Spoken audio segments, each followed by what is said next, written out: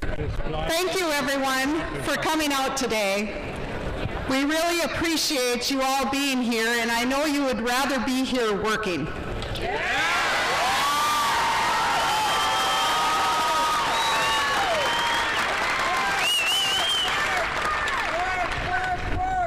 I'm State Senator Clair Robling, and I represent Shakopee, Prior Lake, Savage, the majority of Scott County, and we have a number of local officials with us today. We have Senator Al DeCrife, who represents the southern part of Scott County, Representative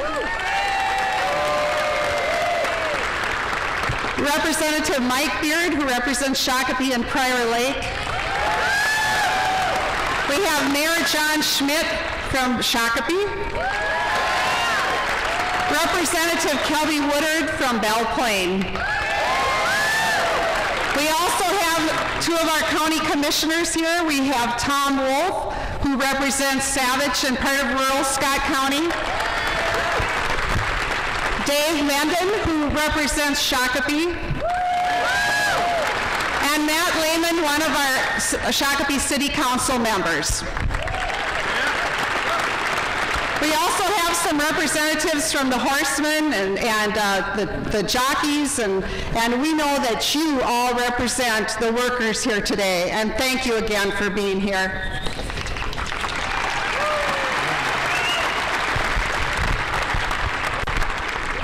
You know, Democrats and Republicans have some deep differences dealing with the budget, but today we're not here to talk about the differences. We're here to talk about something that we can agree upon, and that is the importance of the horse industry in Minnesota.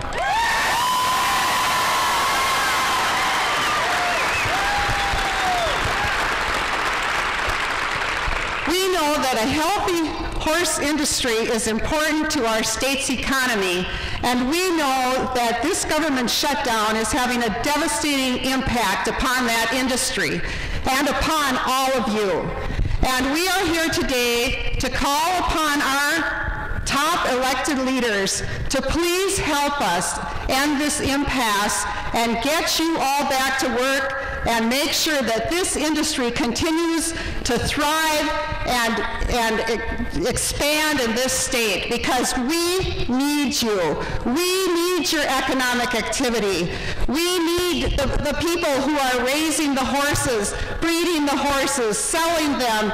I just talked to someone who said, I am raising a crop. I am like a farmer, but my crop is livestock. I want to sell my yearlings out here this summer when they have the sale for yearlings.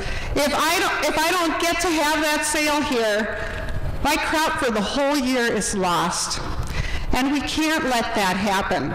We can't stand by as any business is forced to lay off workers, or all of these individual businesses besides this big one that is very visible and very beautiful, but we can't stand by and let that happen. We have to put pressure on those who can make that change. We today want to call upon the leaders to get together to work for a resolution to this. Representative Beard and I today sent out a letter to Governor Dayton, Speaker Zellers, and Senator Koch, and we had two important messages for them. First of all, we want to save this racing season.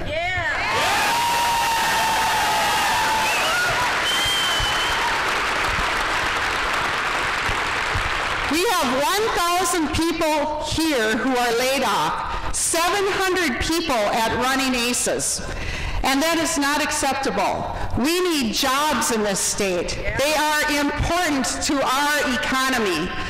That's how we bring additional revenue into our state coffers so we can keep the state of Minnesota open and running.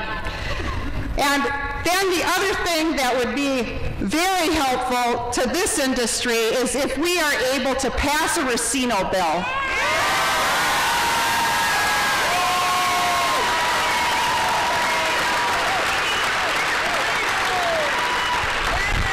We know from other states, 12 other states currently have racino. And we know that they have been successful. And when you want to grow a business, you look at others who have been successful. And that's what we look to our neighboring states who have that and say, that's where we need to be too. We need to have purses large enough to keep and retain our horsemen here. So, and bring more in. My goodness, I talked to someone earlier, came up with his whole family and 25 horses from Nebraska. He's not going to keep coming here. I mean, we are going to be seeing trailers pulling out of Minnesota very soon. But then again, we also have the problem, as I've been told, that arrangements are made to stable horses way in advance. And so not all of those 1,000 horses are going to find other stables where they can go to for racing. They'll be homeless horses. And that is not where we want to be. There is a home for them right here, and we need it open.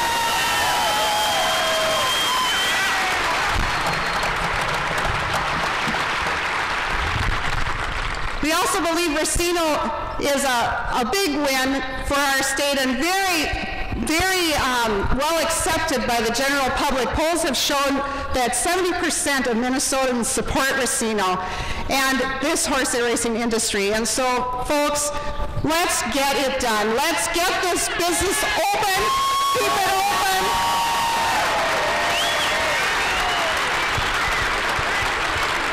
Okay. Thank you for your time, and I'd like to turn it over to some of the other speakers. Okay, great.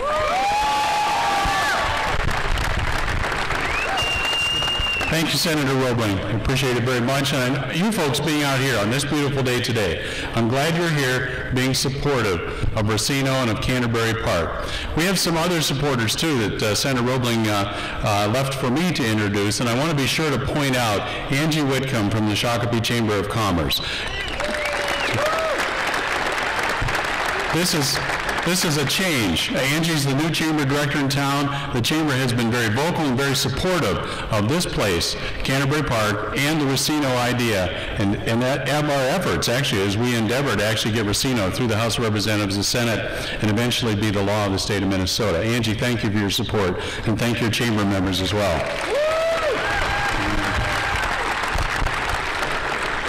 This horse racing industry is more than just about the thousands of people that work right here. They're directly related to this place and, of course, to the one on the other side of town. We have almost 1,000 people on layoff, folks, just from this place right here.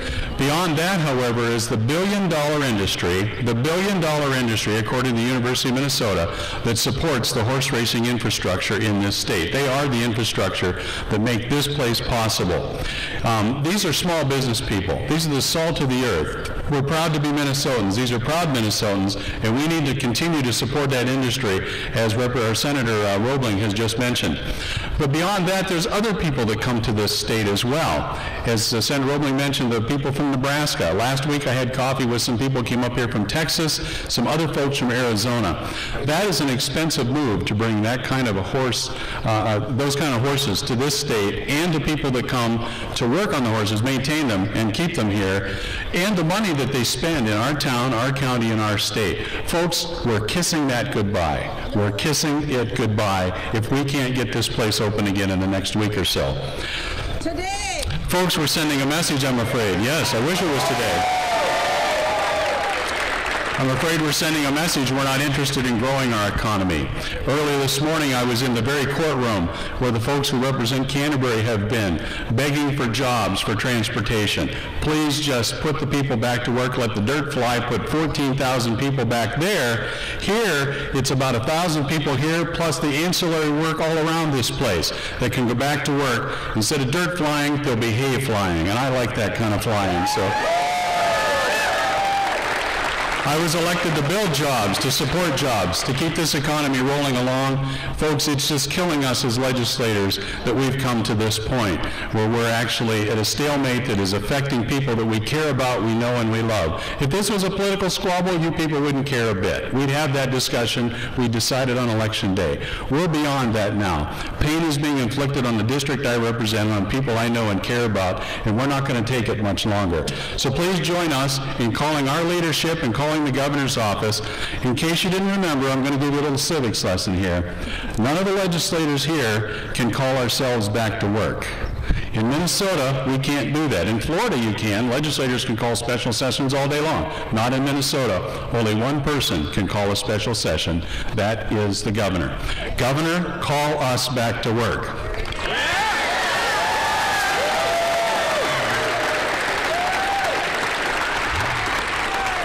Thank you.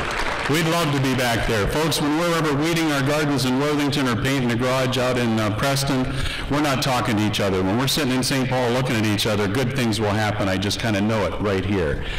There are other good folks that want to talk about this place too. Talk about how good the Sampsons are, how good this place has been to Scott County and to the industry.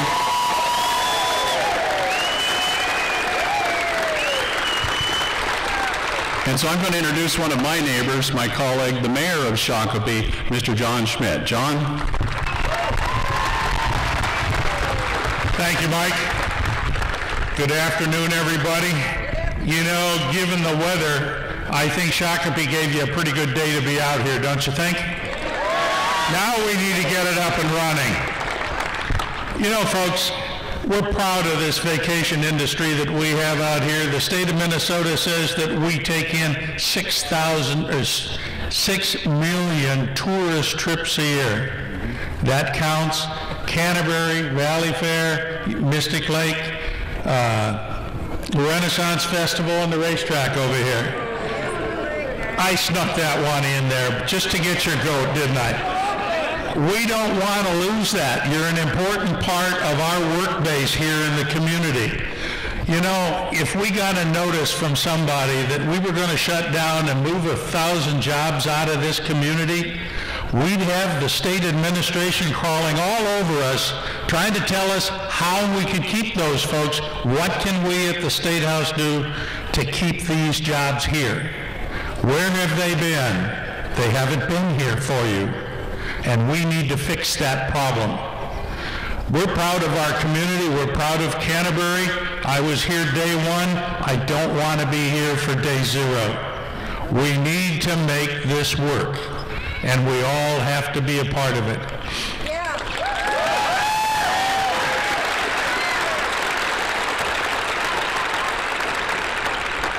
So with that, we need to get these doors open. We need to get the ponies back on the track out here, and we need to get those folks back out here. Thank you very much for allowing me to be here.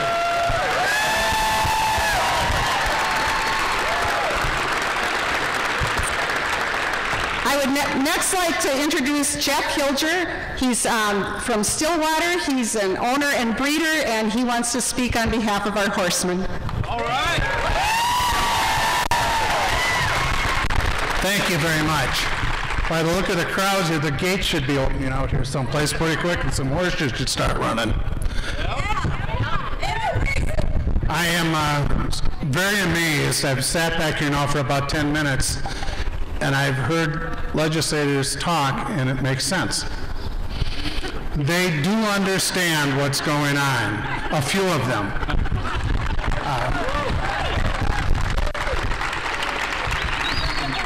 This morning I was on the backside for a meeting with Randy and Tom Metzen, the president of the HPBA, and they explained to the horsemen what's going on. You know, and they did a better job than I could, because I don't know what the heck's going on. I don't think anybody else does either. But I am very proud of the horsemen that I work with every day. This is a family at Canterbury. I don't care what anybody says. We stick together.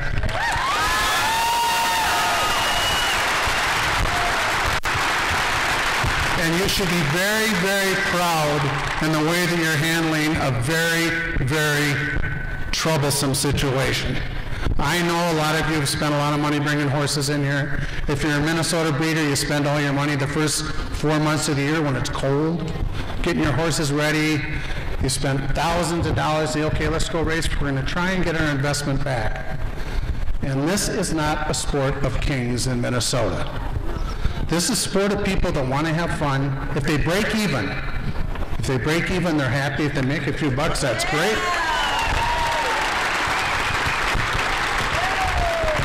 Until the day comes that we are a sport of kings, which I know in my case never will be. But we have to look at the jobs and the people that we've affected here. These are people that came to Minnesota nice. You know, we are good people. People came from Arizona, Texas, Tampa Bay, all over the country, and they've come for years. And for the last 5 years, they've come with the dream that we would get a racino someday. They came this year with that same dream, only to be slapped in the face. Well, now, not only do we have that dream, we just lost our jobs. That's not good. We as a state are responsible.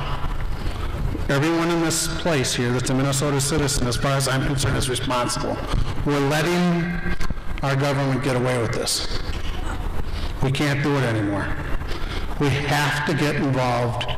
From the Horsemen standpoint, let's get running, let's get people back to work. Let's just figure out how to solve all these other problems that even the people on the top don't understand. But let us get back to work and run and get our lives together. Thank you very much, and again, I'm very, very proud of the way you've handled this. Thank you.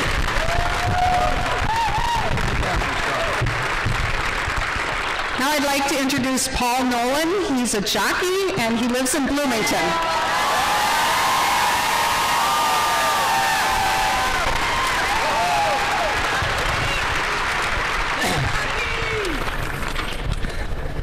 Firstly, I'm angry and sorry to be having this conference today because of the confusion in the capital. It's putting you all in a bad way, in a bad time. We've got no money, no work. It's not just the Horsemen, it's all of you, and I'm really sorry this is happening to you all. I am not only am I a jockey here at Canterbury Park, I'm also a Minnesota resident. This is my home, this is where I made my home.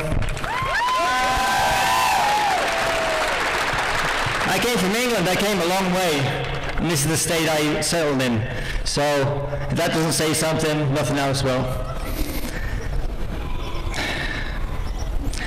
So I see you in the winner's circle as something every time I ride a horse in the races, I look at the owner and the trainer just before I go out, and I say, I'll see you in the winner's circle. That is something I have not been able to say for quite a while. And I really hope the people in St. Paul will get their heads together, get this sorted out, so I can utter those words again.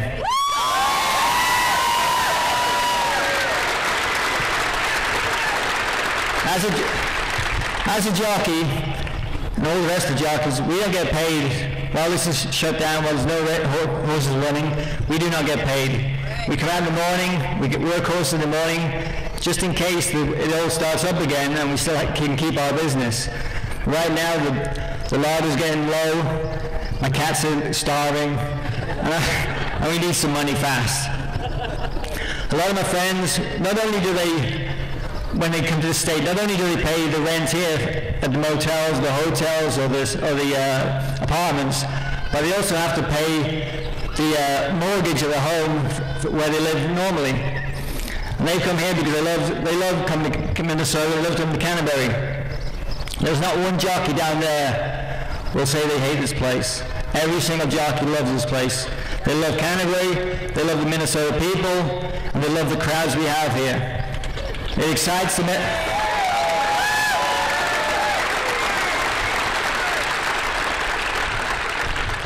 We only have 62 days of racing here, and I really like to use them all up here.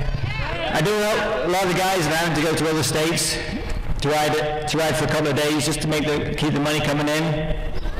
I don't want to leave the state. I don't want to go to Iowa to ride. I don't want to go to Illinois to ride. I don't want to go to Texas to ride right now. This is my home. This is where I live. This is where my house is. This is where I pay my bills. This is where I pay my taxes. This is my home.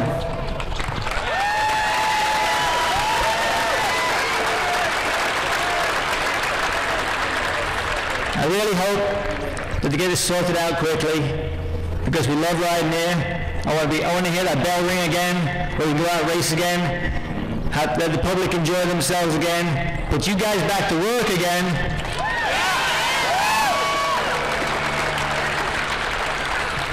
And I just hope our state leaders will see this meeting today and see that we mean business.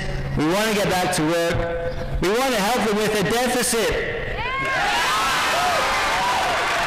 which is suddenly growing because there's no money coming in. So, thanks for all being here. It's been a good crowd. And let's get this job done and get those starting gates open again.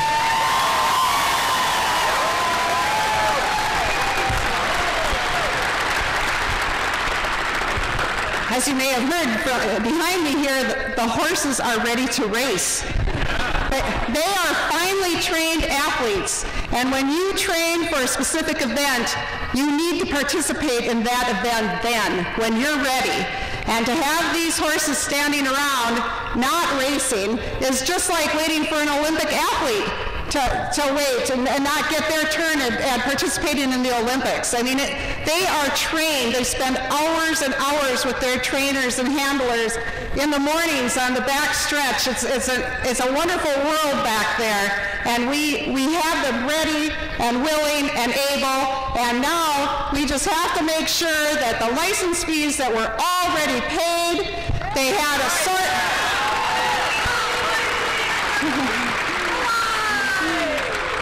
There is a source of revenue to keep the Racing Commission open without any general fund appropriation, and it should be open, up, and running.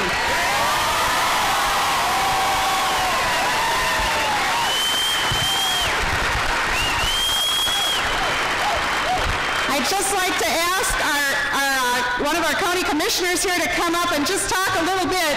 I think he realizes the impact that this has county-wide on our county's economy when this track is not running. Tom Moe?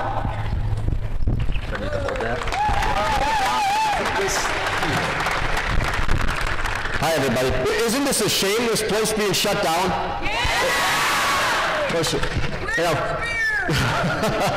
Good afternoon. My name's Tom Wolf, Scott County Commissioner and Board Chair. One of my primary duties as Commissioner is to ensure a financially sound county, which translates into looking out for businesses and employment opportunities within the county. Although the current government shutdowns impact many Minnesotans, I want to talk about the direct and negative impact the shutdown has had on Scott County residents and businesses in relation to the inability for the nationally renowned Canterbury Park to remain open.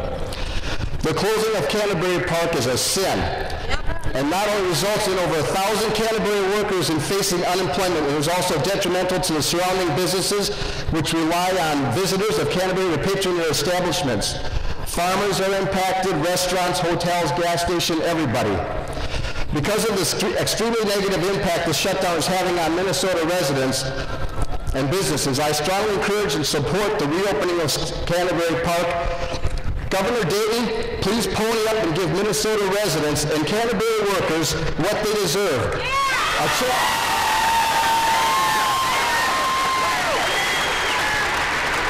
A chance to make a living. Thank you.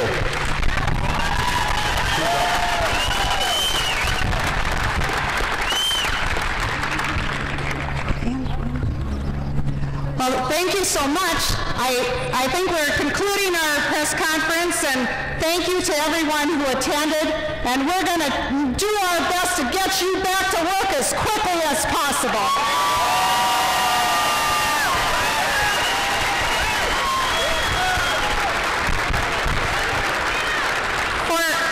We typically have a question-answer period, and I think because of the crowd here, we'll step down and talk to the media, maybe one-on-one. It might be easier to do it that way. And again, I thank all of you for coming. And I think we had one more comment that wanted to be made. I always want the last word. I'm looking out here at the press, and I'm going to ask you a favor. I've never done this before. There's a lot of people out here that need to be talked to. You've heard from the legislators, you've heard from me. I want you to hear from the people.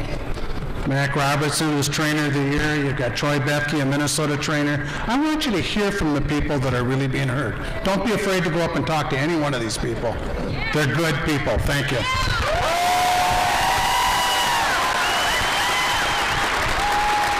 And I know many of them have stories to share with you, so please, they're here to talk to you.